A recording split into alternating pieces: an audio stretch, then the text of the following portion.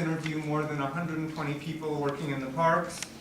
Patrick Fitzpatrick, Andrew Miller, Joseph Alston Jr., and Samantha Halsey, who helped code interviews and do other research, as well as Shoshana Sai-Green, who transcribed them. And then, of course, we wanted to thank all of the workers in the parks who submitted to many of our questions. So the lay of the land is this. We're going to read some passages about the book with a bit of context for each so that it makes some sense.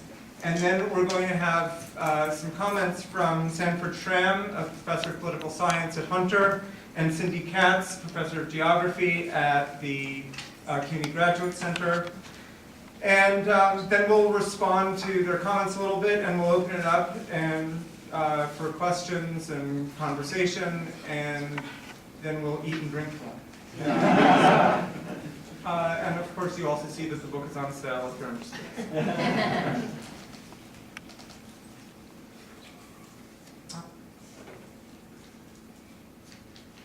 Hi everybody. So this is a grabber.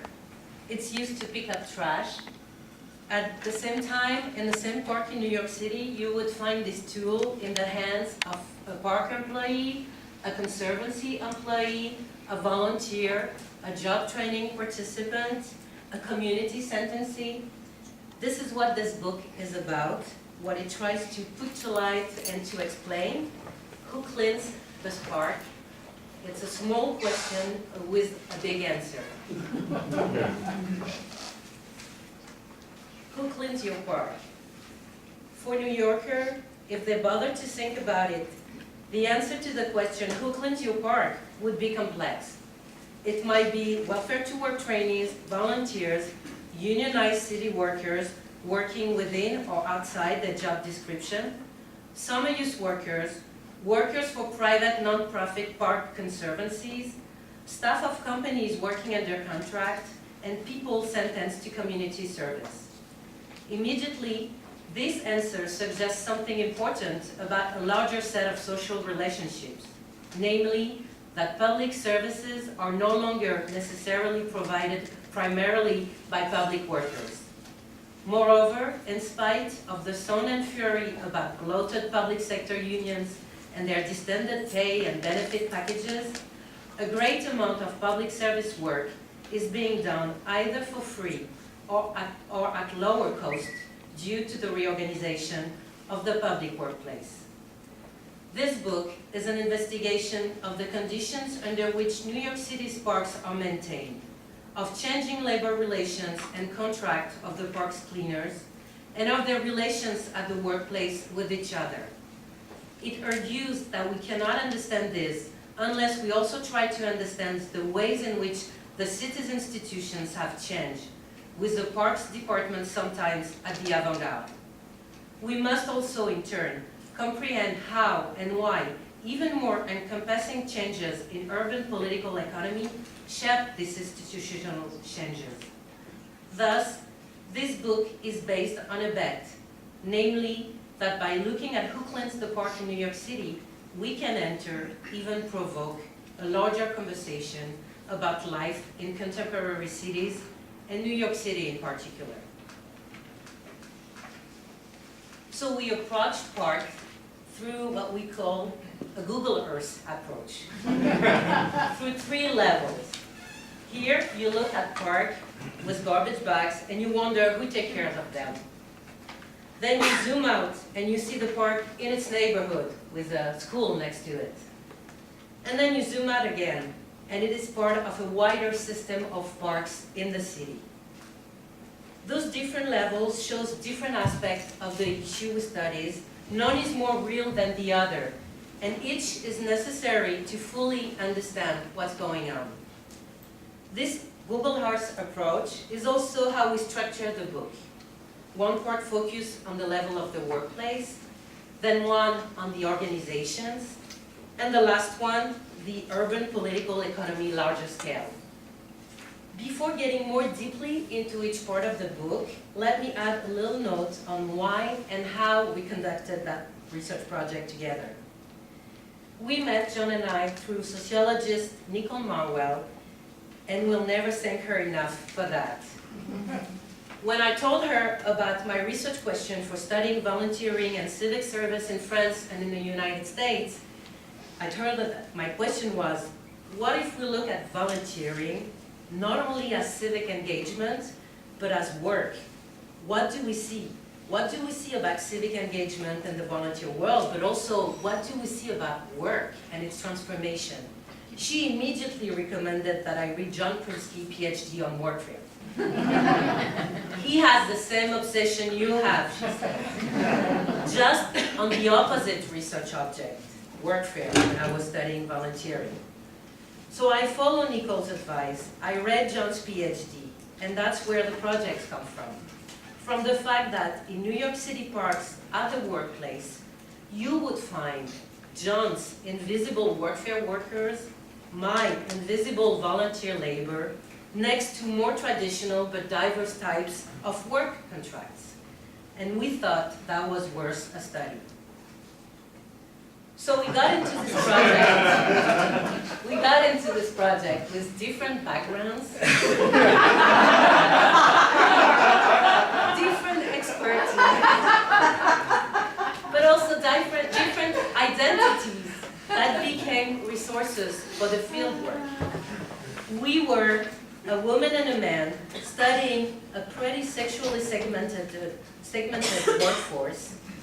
We were a French and an American, and more precisely, Parisienne and a New Yorker, in a very typical New York workplace.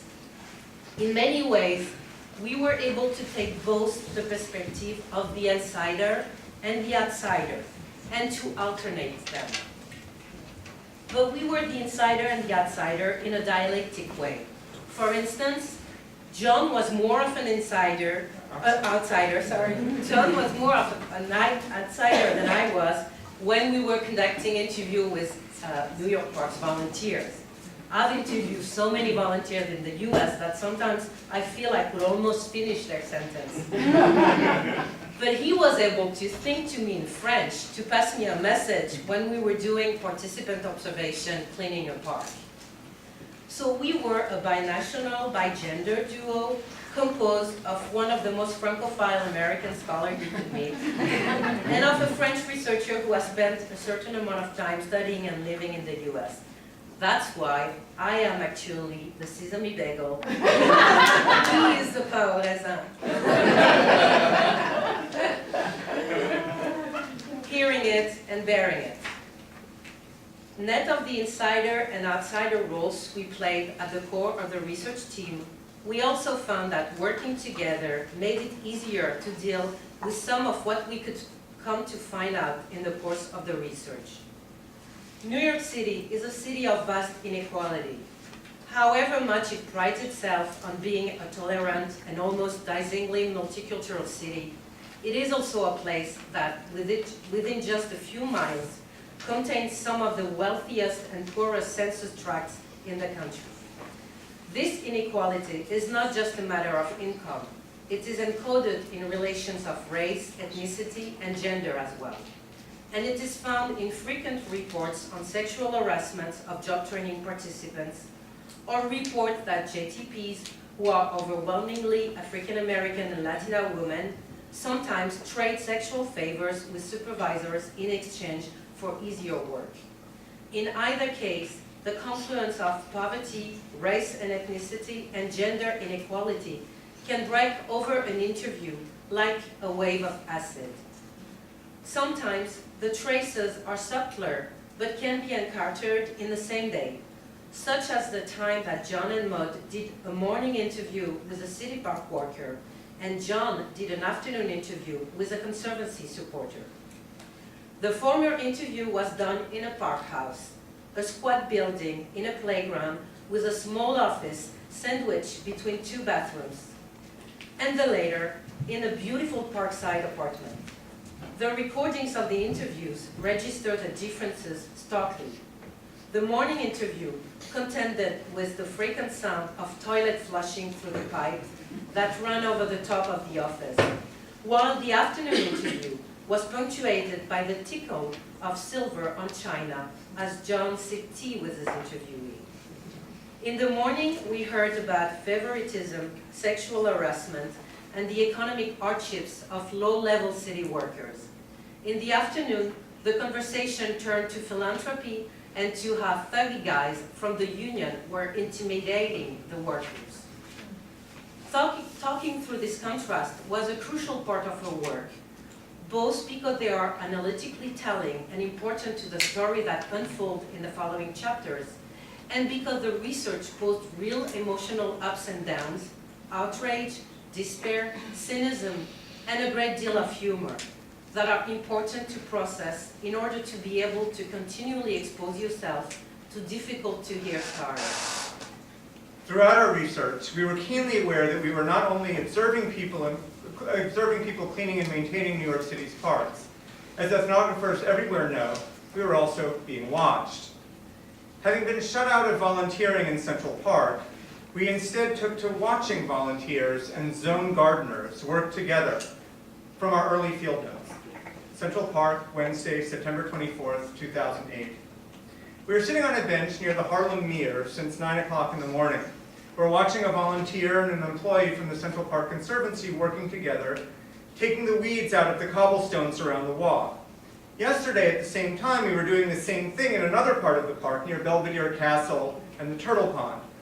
A volunteer and gardener were also working together in that zone, weeding on both sides of the fence.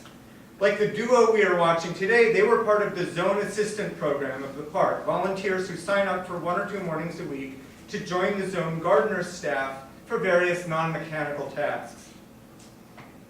At 11:45, as we were watching and taking notes on our bench, another employee of the Conservancy stopped his golf cart near us, looked and smiled and said, "You guys got to find yourself a real job."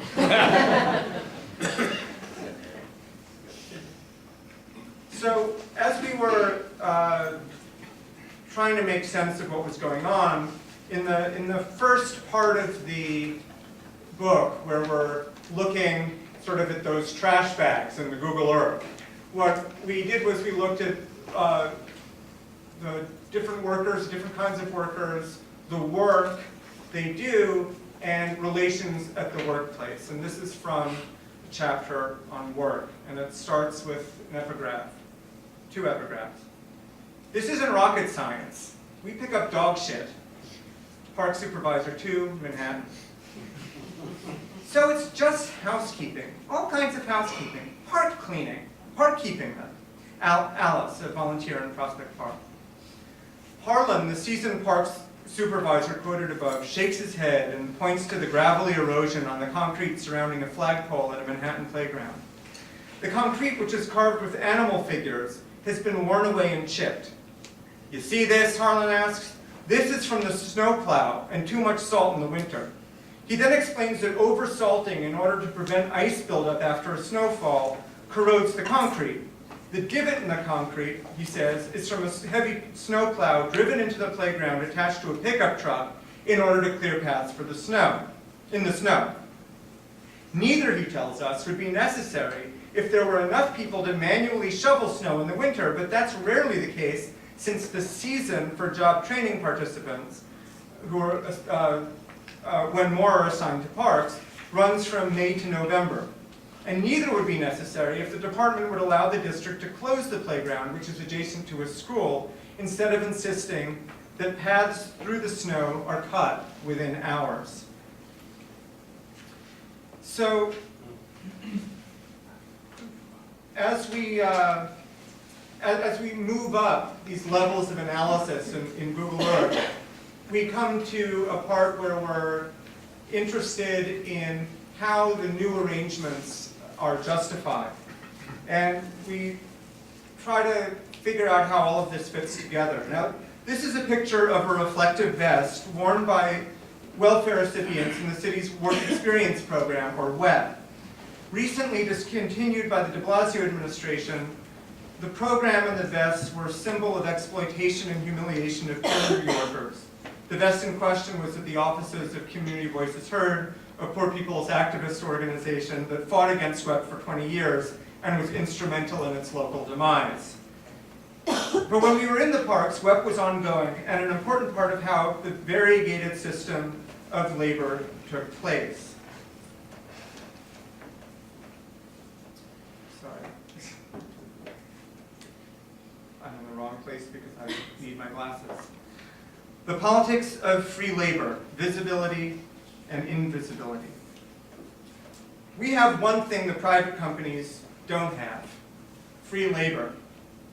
This is how a top manager in the Department of Parks and Recreation ended his story about the department's effort in 1996 to privatize park maintenance in several areas. That year, Commissioner Henry Stern began a pilot privatization project for maintenance of several parks districts in Queens, as well as the shops, the machinery maintenance units in all the boroughs. For a year, the parks districts were cleaned by a private, for-profit landscaping company, apparently to a good standard and for less money than regular parks workers would have cost. Several of the shops were contracted out and remain so. Nevertheless, one thing saved the privatization project from continuing and expanding in the boroughs: WEP. The city's workfare program, the Work Experience program, had by then expanded under Mayor Giuliani to twice its size in the pre-Giuliani era, and nearly 4,500 of the 21,000 WEP slots were in parks. Stern had used workfare workers before during Mayor Katz's tenure, and one of his deputies at the time went on to be Mayor Giuliani's point person in expanding the program. As the senior manager told us, after a year it was clear that for the relatively unskilled tasks of park maintenance, privatization was not cost effective when compared to workers who performed unpaid labor. The senior manager's candor was offered without much apology, even if some higher level parks officials talk about WEP as a necessary but not optimal solution to staffing problems. Sociologists Stephen Vallis and Christopher Prenner have argued that it is not only the short-term dynamics of efficiency that drive the radical segmentation of labor markets, but rather that in order to understand these changes in labor markets, we must also understand the discursive politics that underlie the policy changes that, in turn, enable them. In other words, we need to ask what kinds of justifications, whether moral or practical, the neoliberalizing integral state with its diverse composition offers for its practices in restructuring labor markets. In this chapter, we contrast four faces of free labor: volunteers, workfare, and JTP workers, job training program workers, and out-of-title work, to show how a justificatory vocabulary of citizenship and service emerges from the efforts of the Parks Department and nonprofit partners at once to use free labor and to manage the way others see it. Put differently, we are interested in how the processes of using free labor and legitimizing it come together and grow apart, according to the program that produces it, who talks about it, and who uses it. In so doing, we examine here the ideological production of the integral state. We emphasize two main points about this ideological production. First, it involves managing the visibility of unpaid work. Managing the visibility of unpaid work means, by turns, denying that the work being done is itself valuable or critical to the goal of maintaining the parks, euphemizing the work as being less like unpaid work than it might otherwise seem to be, or emphasizing the allegedly non-work aspects of the activity, or making a spectacle out of the work or workers as exemplary in some way.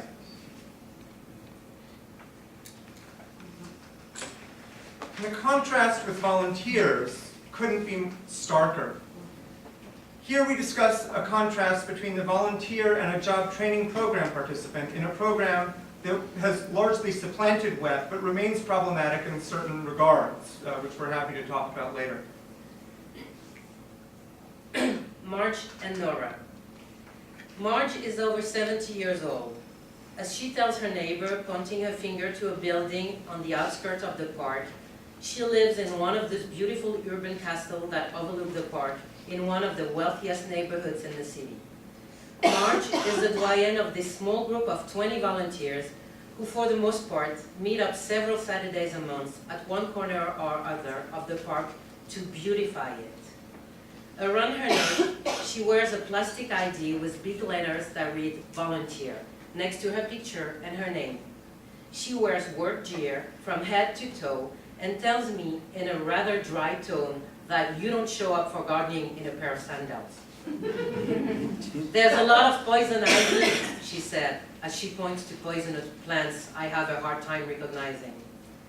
This is the only time she will speak to me during the 3 hours of teamwork during which, with the help of gloves and garbage bag, we set out to rid a portion of this prestigious park of weeds, dead plants, and scattered paper. Aside from newcomers and those walking past and who are not part of the group, Marge seems to know everyone here.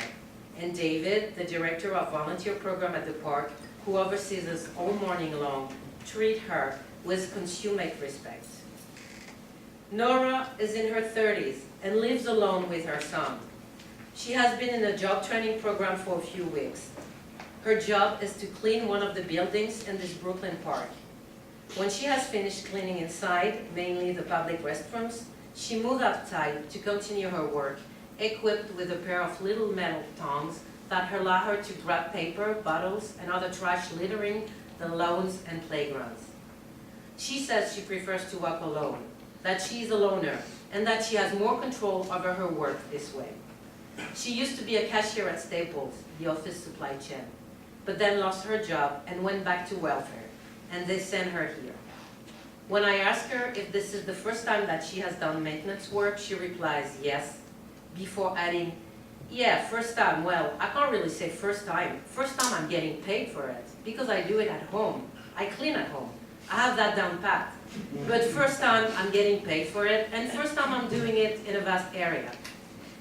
During our interview, which takes place in a small area set aside for staff, a few people come and go, and a woman even takes a seat at our table and eats next to us, while Nora tells me about daily hassles and the usual arbitrary ways of welfare services. When we leave the room, one of the conservancy supervisors calls out to me and asks me what I'm doing here. Nora replies that I was interviewing her. The supervisor then asks if I obtained the approval of Nora's park supervisor prior to conducting the interview. Nora says yes, that I spoke with Calvin last week, which is true. And yet, I feel tense as I leave. And I cannot help giving my contact info to Nora and insist that she get in touch if there is any problem. Nora smiles. She seems to be used to all this. These write-ups from Maud's field notes from early in our research in the fall of 2008 reveal a good deal of the dynamics we have discussed in previous chapters. In the broadest sense, these two women share the fact that their work is often seen by supervisors as extra or supplementary to the main work done by regular employees, and sometimes seen as saving the department. Both owe their work in the park to the expansion of workfare and volunteer programs in the wake of the 1975 fiscal crisis and the large-scale layoffs of city workers that took place at the time and again in the 1990s. Otherwise, these two women seem to be opposites in every way: age, 70s, 30s, social class, high working, skin color, white, black, and choice and remuneration of work, volunteer, JTP. Marge also contributes money to the conservancy that maintains the park, while Nora is paid about $9.50 an hour from a combined purse of state and federal welfare funds. Moreover, Marge is treated with deference and respect, apparently feeling no compunction about being arch with newcomers, while Nora is frequently interrupted and quizzed, and apparently has gotten used to being treated with a baseline level of disrespect. So we're going to conclude with excerpts from our conclusion and then pass it off to Sandy Schram and Cindi Katz. A central premise of this book, announced in Chapter 1, was that the work and workplace dynamics we found in parks are a version of similar dynamics that are unfolding throughout our economy. Our accounts of labor market segmentation in Chapter 2 share much in common with accounts of segmentation elsewhere. Our findings about broadbanding share a great deal with other accounts of employers seeking greater flexibility in the face of restricted budgets or profits. Our findings that, in spite of these dynamics, workers continue to take a good deal of pride in their work and find meaning in it. That their criticisms of their work environments often have to do with perceptions of unfairness in the promotion of people to supervisory roles who do not understand the work done by those lower down in the hierarchy. And that workers in lower labor market segments are prone to abuse and harassment, sometimes in ways that dovetail with their understandings of how to survive in these workplaces. All of these have ready analogies beyond the park's workplace, and indeed beyond the public sector. Like the beginning student of literature who might resist picking apart and analyzing a well-loved story, we nevertheless find our experience of the parks enriched. We can no longer look at parks the same way. We walk into a park and ask, why has the concession changed? Why has, or hasn't, the garbage can been emptied before 11 a.m.? Why are the stairs in this park in abysmal condition and the walks in terrible need of edging, while the stairs in the park I was just in are in tip-top shape? Who are the people cleaning up that picnic over there? And why are they wearing reflective vests but not park t-shirts? Are they web workers? Community service sentencees? And if we could peer behind doors, we might ask, what is this mattress doing in the park house? Because once you know something, you are no longer innocent. Asking these questions then leads to hypotheticals. What would a park maintenance system look like that made sexual harassment exceedingly difficult to get away with? What would a park maintenance system look like that did not rely on a decades-old campaign to undermine the working conditions and rights of workers as the only answer to efficiency? Can we imagine a parks maintenance system that incorporates the insights of longtime workers about the craft of maintenance? Can we think about what it would take to build sufficient solidarity among various sorts of workers so that volunteers could join forces with JTPs or conservancy workers to protest workplace abuses? As we conclude the drafting of this book, another New York summer, the sixth since we started, has begun to bloom after a tough winter with record snowfall. The fountains are on. Someone had to turn them on. Someone has to shut them off. Kids are sliding on the jungle gym. Someone had to expect it for safety. Pools and beaches are open, and regular staff are pulled from their districts on step-ups to maintain these. Concerts are beginning. Someone will likely get paid overtime, and so on. Who cleans it? Who should?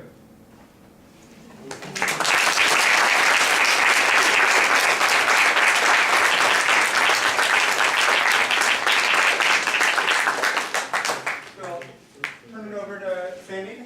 You want to? I don't care. Okay. Oh.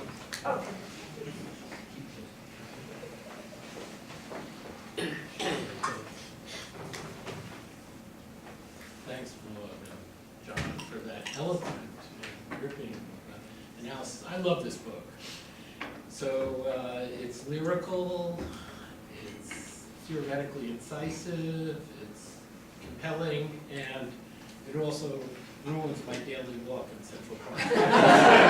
2 years since I've been talking to John a lot about it. So it's interesting about the grabber, though. So I was a Breaking Bad fanatic on AMC, on cable, or television, I don't know the difference. And so now the spin-off is Better Call Saul, where Saul Goodman, the shady lawyer, his backstory is being presented. And in the most recent episode last week, they did the marathon this weekend for next weekend before they pick up again. And so for the most recent episode last week, he's doing his community service because he's been suspended. He's still Jimmy McNeil. He hasn't become Saul Goodman yet. He's in transition from Miguel. Jimmy Miguel. Thank you. So he's doing his community service, and he has a grabber, and they're picking up the garbage under the underpass on the highway, and he's doing phone calls the whole time because he's trying to still make some money doing television commercials. So when he was done, after 4 hours, the supervisor gave him credit for 30 minutes because he was working while he was supposed to be working. Which actually gets into this whole idea of how community service of one kind is not community service of another kind, how people who are mandated to do community service as part of our carceral system don't get credit for doing community service as volunteers who are helping beautify the parks and improve the community. And so there is, I think the book is just really theoretically profound as well as ethnographically rich, and you really should read it. So what I thought of was Giorgio Agamben's concept of the inclusive exclusion, where members of the subordinate populations get included in the mainstream society in a way that reinscribes their subordination, which is another way of defining neoliberalism. That there is this whole disciplinary, punitive dimension to shifting to a market-centered society, that everybody has to be market compliant. And if you do it on your own and you're successful, you're free to pursue whatever it is you want, basically. Everybody gets positive degrees, as Louis Bacon talks about it. But if you aren't able to do that, then you're punished. It's basically locked down, and you're forced into that society. You get a negative degree. And so, who cleans the parks is a question that reminds us of how this neoliberal regime is in the business of marking people. And that's the main goal, really, is to remind us who's in and who's out. And I just can't recommend the book more. It's just really compelling ethnography that has profound theoretical significance. So this is right book club, so I'm encouraging you to buy that book.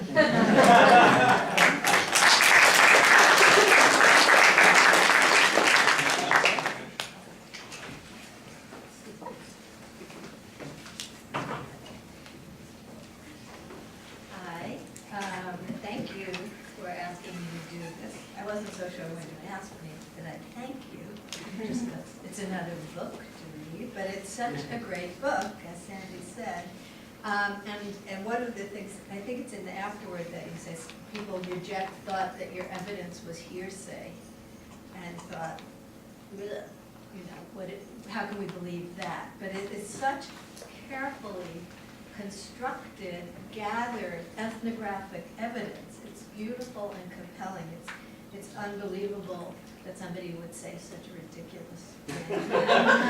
And if you're in this room, I repeat that.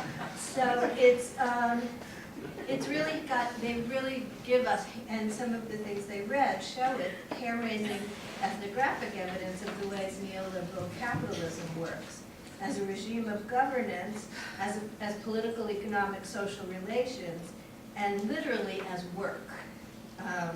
And in their afterward, and this repeats something Sandy said, John Maud note that they can't go to parks in the same way. And this morning I was in Tompkins Square Park doing a little film shoot, I'd like to say for myself. A truck drove by with 3 guys in it, a pickup truck and 1 garbage can in the back. And I was like, okay, what kind of work are you doing? What are you doing? And who's paying you or not paying you? And then as I left the park, there's this beautiful garden in the name of someone. Either someone who's a denizen of the park, someone who gave a lot of money, somebody who died in the park. You never know, but it's really like you see the park. Thanks a lot, guys. But really, so much for finding peace. But I appreciate the park. I have to write in the singular. For its political sensibility around the contradictions and complexities and distinctions among public-private partnerships, which have really been eating away at me for a very long time, for more than 30 years. So I already wasn't so sanguine in the parks. And I won't go into the whole visitation of Dan Biederman. Most of you know who he is.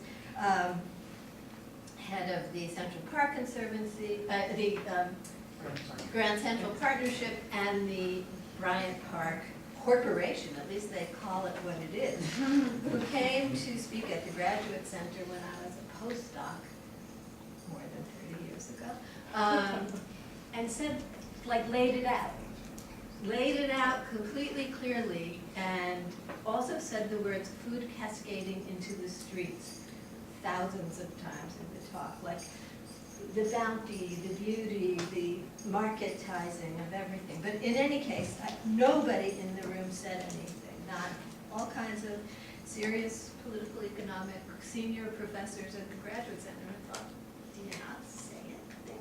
You know, so anyway, talked to him afterwards, and he said his model for the city was Disneyland.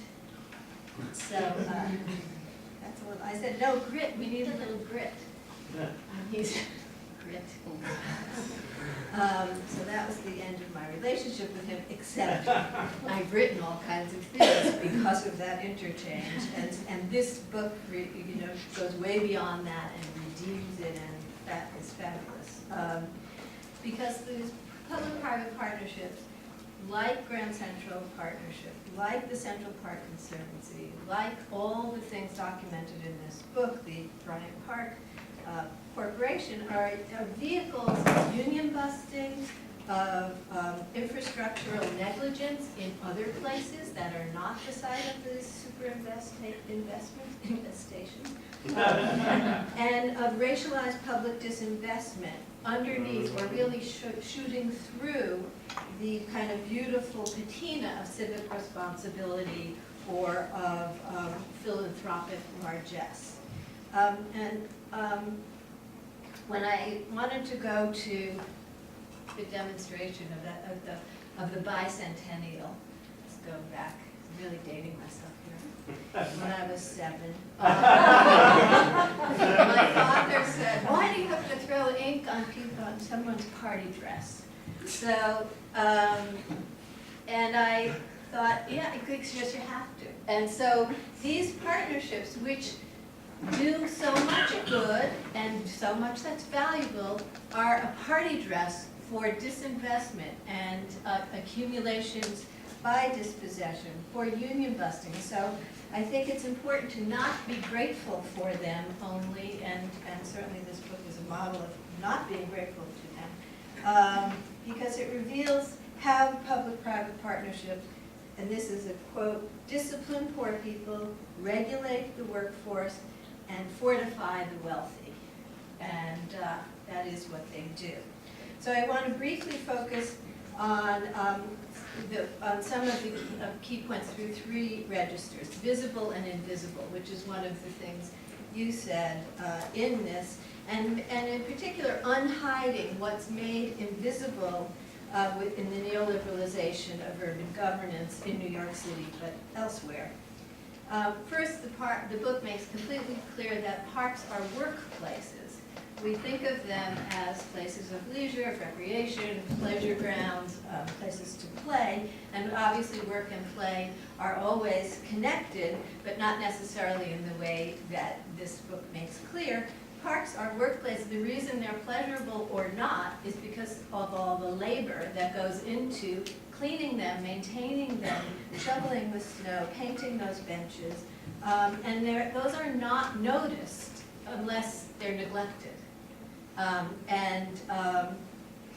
Obviously that kind of gross neglect was the case in the fiscal crisis in New York in the 1970s, which propelled these new forms of governance of neoliberal capitalism. Who Cleans the Park unhides that labor of park maintenance and the ways that it hides the questions of why are there those labor shortages. So then through that unhiding, it unhides segmentation of the labor force, which John and Maud have spoken about. But the public-private partnerships have enabled, compensated for, obscured the willful reduction of unionized civil service city employment, using work experience program for training program workers, volunteers, interns, community sentencees, and have been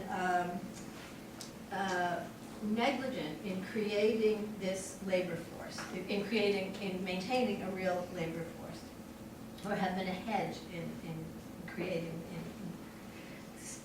compensating for severe reductions in the workforce, and they have numbers of that. Creating thereby a more flexible, less secure, more mobile workforce that's not better for parks, but better for the employees. and creating distinctions of workers that are often demeaning, counterproductive, and unequally distribute the kind of communities, practice, and politics of knowledge that could be shared.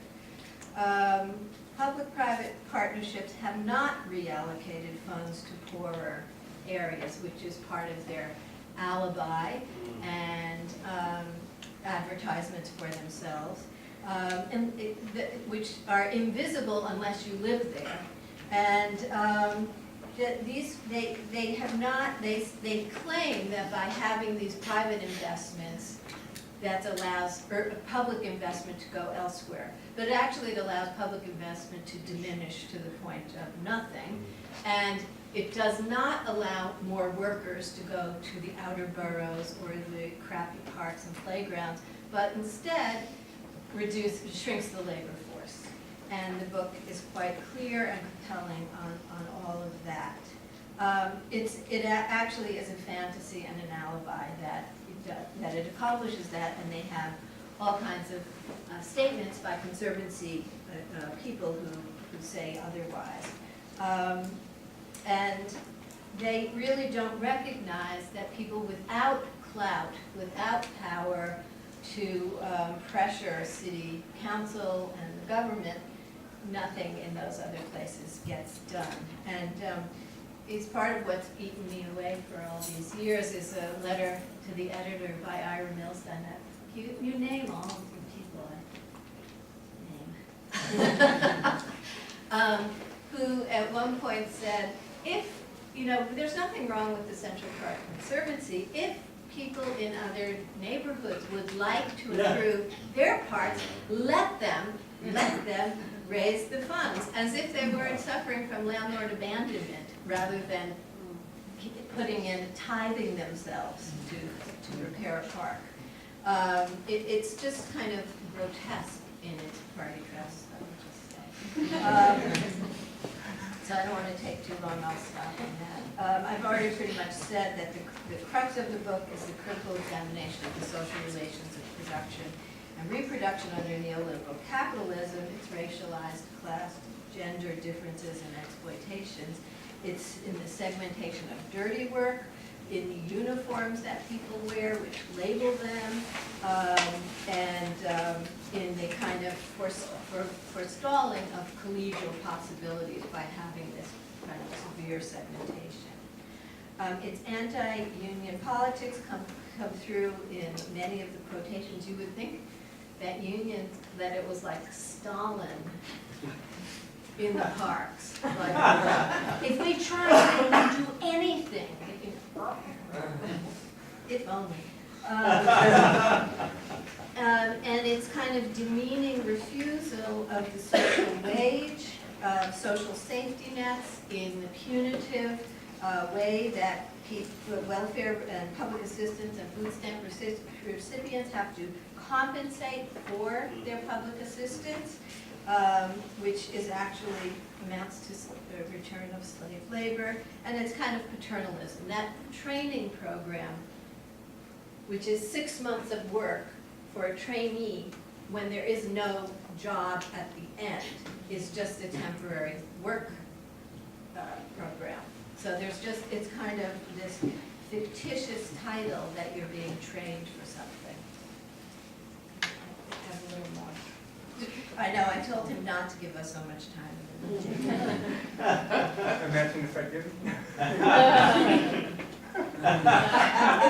The book was so compelling, I had to keep going. Anyway, it's revelations on the social relations that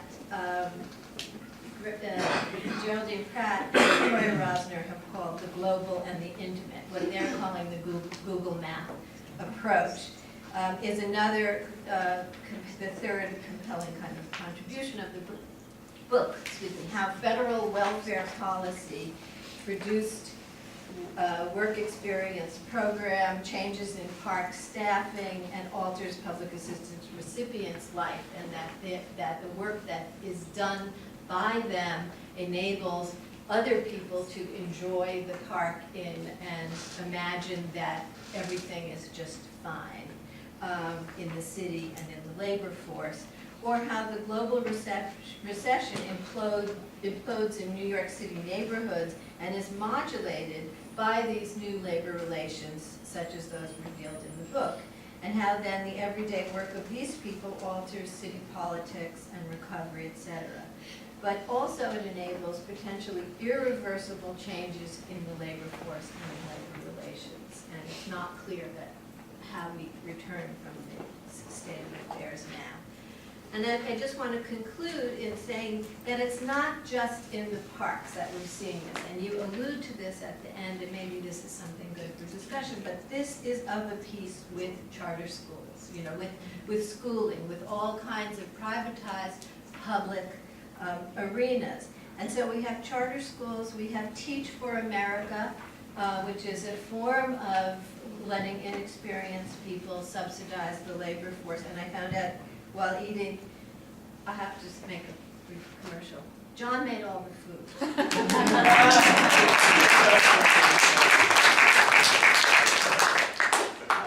could have stopped there, right? And he writes amazing books. But I found out in the reception that you wrote a book about Teach for America. An article, yeah. And it's you know, teaching is one of the only areas where inexperience is supposed to be better than experience. But that was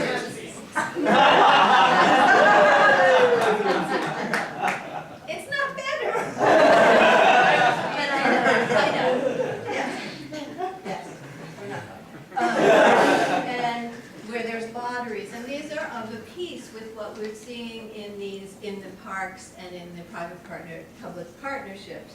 And finally, notably, in the resistance to sharing, which I was glad to read something decent about the de Blasio administration, if it actually goes through, but this sort of sharing of resources. So when there's $1 zillion in the Central Park coffers, they are not willing to share that money with other parks that you can't see and that don't directly benefit them.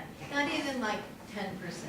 And we see that in schools. There was a whole huge controversy in District 3 in Manhattan where one school collected lots of money, and when it was suggested that that money be shared between two schools, much less resource, it caused a quite violent eruption among parents. So what I read in the book is that they say that the donors say that would spoil democracy.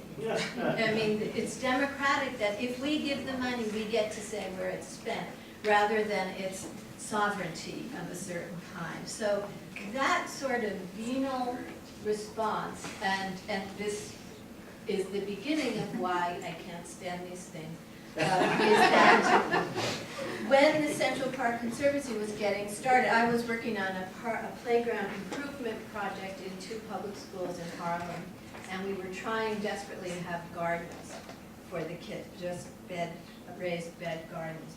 And we couldn't get any money, and we asked the Central Park Conservancy, it was 112th Street, so it's 2 blocks from the park, could they spare garden assistants? You know, now I see they might be doing this in Harlem, and they were like, no.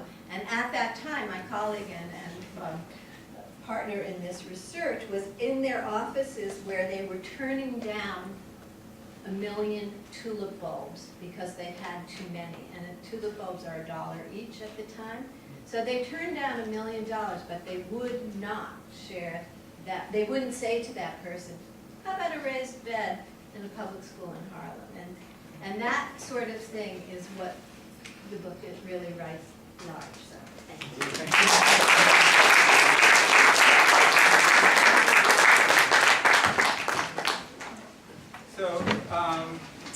So we'll take a few minutes if people want to ask questions from the floor, and if you have to leave, at least grab something more to eat on the way out. What's that? Now that they know. Now that they know, and I should also not let the occasion pass without thanking Claire Lynch and Claire Christina and Alex, who have done a brilliant job helping set up the food. And, you know, it's important to make all the labor visible in any kind of scheme as well. So, are there questions people have, or, yeah? So there's a lot of talk right now in politics about infrastructure spending and just injecting more money to public works and whatnot. And from what the book alludes is obviously that the structure of labor, especially when it comes from the public sector, is being outsourced into other areas that kind of validate an undemocratic system that almost profits from free labor, and also the almost validation of undemocratic sources. Do you guys touch on the fact that a lot of the people who, whose work, that's going into volunteering or even getting work placement, they don't even have the right to vote, or they don't even have the right to participate in the democracy or support the democracy that we have in right now?